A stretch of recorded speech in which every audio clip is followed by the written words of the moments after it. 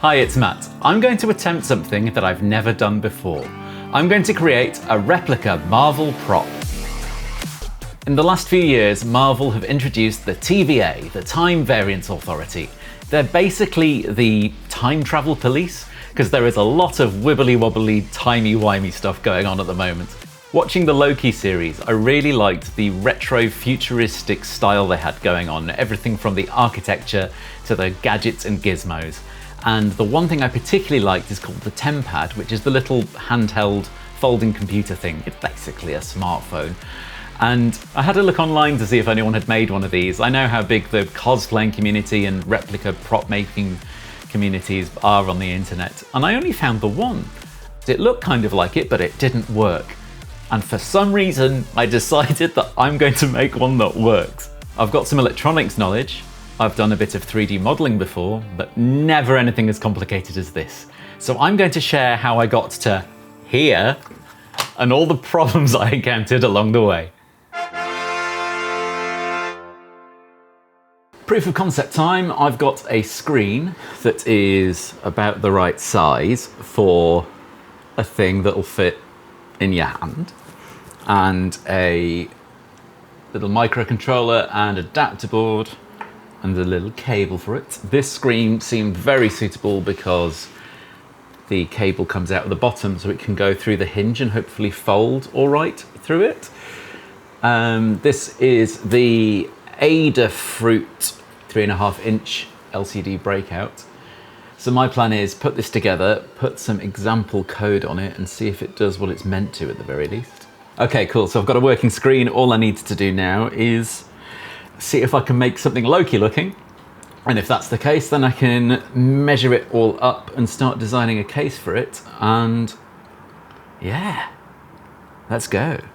I programmed the board using CircuitPython because you can just drag and drop the code onto the board as if it's a USB stick. Okay, so you can now open the screen, watch it load, and it's just displaying an image right now, but that'll do for now. I've proved the concept. This should work. All I need to do now is design a 3D print to house this that looks like the Tempad. So to make a case for this, I'm going to do it the only way I know how, which is in Fusion 360. I will model this screen and its circuit board. That means I can design a case around it that's going to fit in it and be the right size. And then from there, once I've got the lid for this, I can then go to town on the rest of the device. I think I'm going to aim to get these holes lined up so then they can slot into pegs maybe. I'm going to need to leave gaps in the back of whatever this mounts into for these protrusions, and also I'm going to need to leave room for this cable to come out without it bending too tight. I've got some orange in my printer right now. That's close enough to brass, isn't it? 24 minutes. Great, let's print. We have the piece fresh from the printer. Let's see if it fits the screen. Amazingly, it does not. I'm out by 1 millimeter by the looks of it. If I line up the hole there on the right, the hole on the left is not lined up. And this is why we do test prints. So what I think I've done here is get the width of this PCB wrong by 1 millimeter, which means that if I change that one measurement in here, it should propagate through and change everything along with it. So that should be just the one measurement I need to change. If I now go over to get latest version, bosh, yeah, everything moved with it. Well, while that starts printing, I'm gonna go to bed because it is past midnight now. I'll wake up in the morning and see how well it worked. Fingers crossed. It's come out looking all right. It does seem to fit, which is good. And it's got space here for the leads to come out. So this is going to need a bezel to encapsulate it over the top. And then we're going to need the whole hinge mechanism. So we've done one out of many, many steps.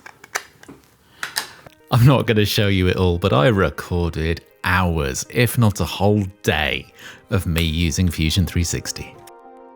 Got the bezel off the printer. Nice. It's funny that now this is bigger and obviously more cumbersome. It's actually become easier to hold because it's in a case. Oh, that looks cool. I can make this feel less thick by kind of beveling the edges a bit and curving it. Do the trick that device manufacturers like Apple and similar do. If you've got a phone that's got curved edges, that's normally to make it feel less thick than it actually is. But as a first bash, we're getting there. Hello, it's after midnight. So you're lucky I bothered to set up the camera. I've got this hinge test out of the printer. I'm gonna assume that if I just try and close it, it should just close. Let's see. Nah, that feels like it's gonna break. It is a lot smaller than I was expecting, to be fair. Yeah, I've just broken it. Oh well. As it was printing, my friend Alice suggested that printing place hinges are way worse than using a pin. So I could get a 1 or 2 mil nail and shove it in a hole, and then that'll be really free spinning rather than hoping it printed right. And who'd have thought it? That's just how hinges work. So I may as well do that, right? Which means a bit more redesign, but I've already spent hours on Fusion 360, why not spend some more? Yeah, the background's changed, I'm having a reshuffle, but what's more exciting is this print is finished. Let's take off the supports and see how it works. It's, I think, the first time I've printed the whole design in full. For those of you who are new to 3D printing, these bits that I'm taking off are little support pieces because it's got to stick the plastic down somewhere. And if the item is floating in midair, then it'll just droop. So it builds up these bits of support. So I told it to build little trees, which will then stick to the top of something and hold it there. So you get nice flat lines rather than big droopy stuff. I've got to the point where I designed so much without seeing it in real life that I realized I could be making so many mistakes. Ooh. Now I did wonder if I could use a random bit of filament as a hinge. I think it might be a bit too thick, but I'm gonna give it a go anyway. It kind of did. Okay, I need to increase my tolerances a bit so everything can actually fit together. Now time for the important bit. Will the electronics fit inside here? So what I don't think is going to work is the cable being able to go through here. That just seems a little unlikely for me right now. Nah, it's not quite open enough. So I've chopped a hole in the back there. So hopefully, now for the base. So that needs to go in like this. The only difference being it's going to run around the outside of that. That seems reasonably together. The hinge doesn't quite work well because I need to sort the tolerances, but let's look at the monitor cable, which is my main concern here. That does flow freely through the joint. This is exciting. So my next step is to desolder those two boards from each other, so then I can check that everything will fit together reasonably well, and if not, I can redesign it, and if it does fit well, then I can continue. I can change the tolerances on the hinges, and then I also need to design the button panel. I'm yet to decide whether I want to make those buttons functional. The list of things I've had to do here has been quite high. So I haven't dared think about how to fit buttons into this closure or anything like that. But I'll see when I get to it.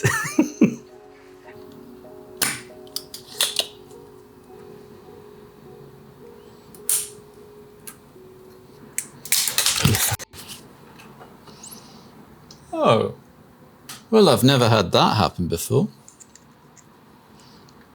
This is an advert for the Bambu Lab A1 Combo 3D printer, but I'll be honest, I am genuinely excited to try it. I specifically didn't get into 3D printing until it was kind of as easy to do as 2D printing, like normal paper printing. And if anything, these days, it can actually be easier. The amount of problems I've had trying to get printers working at home. The reason I'm so excited to try this printer specifically, it seems like it might have hit the sweet spot of it's got the features that make it easy to use and it's at the right price, so then it can be affordable. But the final physical thing to do with this is the most important, and it's the label peel. You ready? Oh yeah. Here's my first print on it. It fully calibrates and monitors itself automatically so you can click print and leave it to it. And it's the only mature multicolour printing solution in this price range, at only £419 with the current offer. Despite the price, it's got the print quality comparable to high-end machines and a similar speed.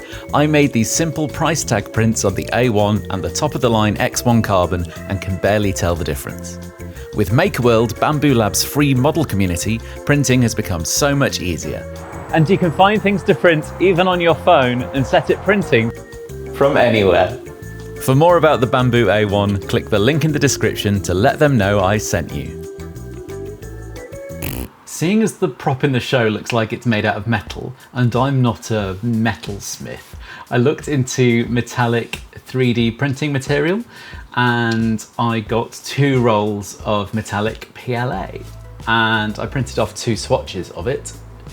You can see how shiny that kind of is. And out of the 2 of them, I think the dark one is a better match. So using this colour, I have now reprinted the case. Let's see what it turned out like.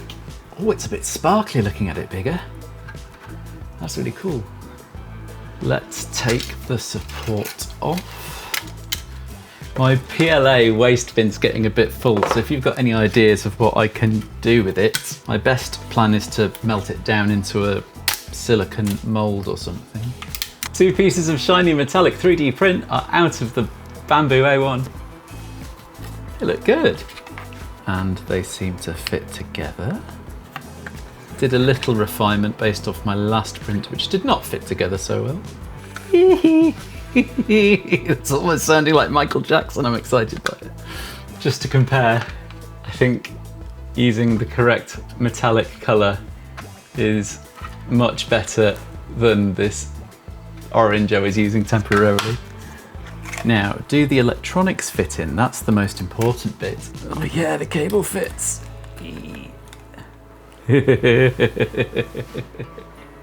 See how the cable's going through this hole here? Which means that when I put it together with the base, that should completely protect that ribbon cable. Oh, that works. I'm so happy. That took ages to work out how I wanted to do it. I've got this microcontroller, the Pimeroni Pico LiPo, with a little hole here for the USB-C socket. Also in here I need an adapter board for the screen cable. And the reason I picked the Pimeroni Pico LiPo is that it can charge and manage one of these LiPo batteries. I've now wired everything up together using little clippy clamps and pogo pins, and it doesn't work, so watch me now as I try and troubleshoot. Found a wiring error, so hopefully with these 3 wires in the right order it'll work. It works, da-da. I'm now at the scary point where I think the electronics are at the point where I can solder them together. This is the brains of the operation, and this is what's going to attach it to the screen. And I need to use 9 of the outputs on here and wire them to this. To do so, I've got some of this ribbon cable because it's slightly easier than wiring 9 separate wires. I managed to do that with no real problems, which is nice. I haven't soldered anything that small in a while. To solder on the other end of this to the microcontroller, I need to know how long this cable's going to be.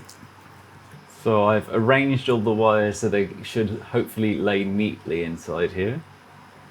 I've got it all soldered up and I have triple checked every wire. All I can do now is test it. The chances of this working first time are rather low. Oh, it's turning on. I've got power to the screen. Oh, holy crap. I am so happy. I'm not finished, but this shows that it's possible and that I'm nearly there. A lot of the ifs have become things that I'm holding in my hand. There's still things I need to do. I need to print the final version of this case with all of the control panel details on it. I need some code on this that isn't a test, so then it actually looks the part. And I need a base piece to protect the electronics, which I haven't designed yet. And I've got a couple of ideas of extra things I can throw in there too, if I have the time. Let's go! Let's talk about that extra thing. You see that top surface there? That's wood. How am I going to do that? Well, I was having a think, and my Hackspace has a vinyl cutter. Maybe if I drew up that outline, I could cut some walnut veneer? It's 10 past 11 PM, so naturally it's time to use a vinyl cutter for wood for the first time. I've managed to load in the design for the wood veneer from Fusion into the Silhouette Studio for the vinyl cutter via Inkscape after many attempts, and I've got it all plugged in, so hopefully it's going to work. It is, however, less unhappy than I was expecting. Is that it? It says cutting complete. Ooh.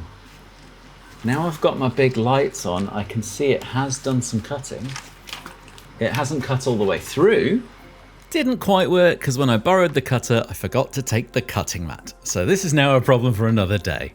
I'm at the point where I can try to put this together. I've got my first attempt at a final print of the base, of the lid, of the bezel.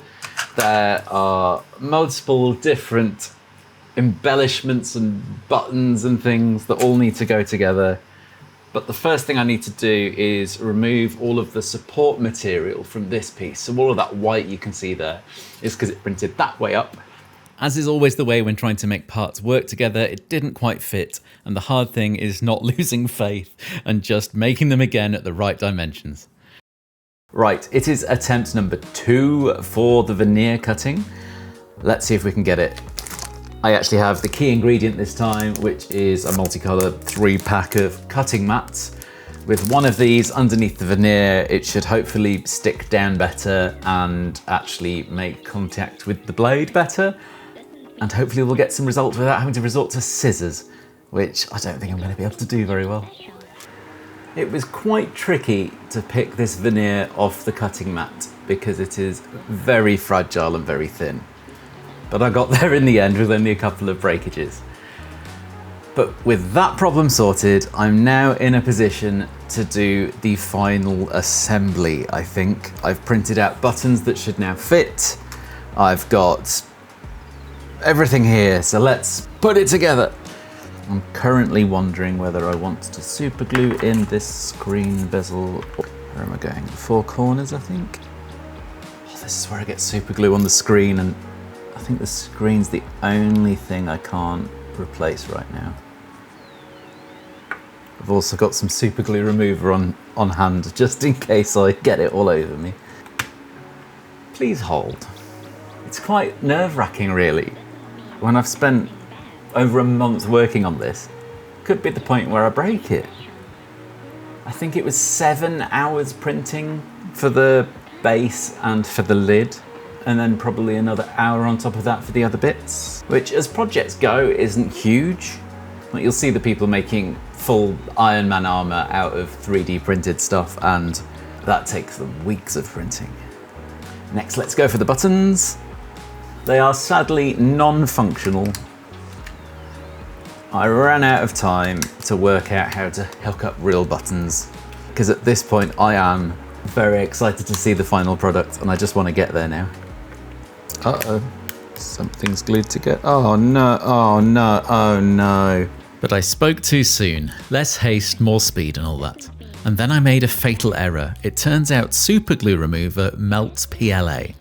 I had a spare base piece, but I didn't have a spare lid, so I set a new one printing overnight because this one was now structurally compromised.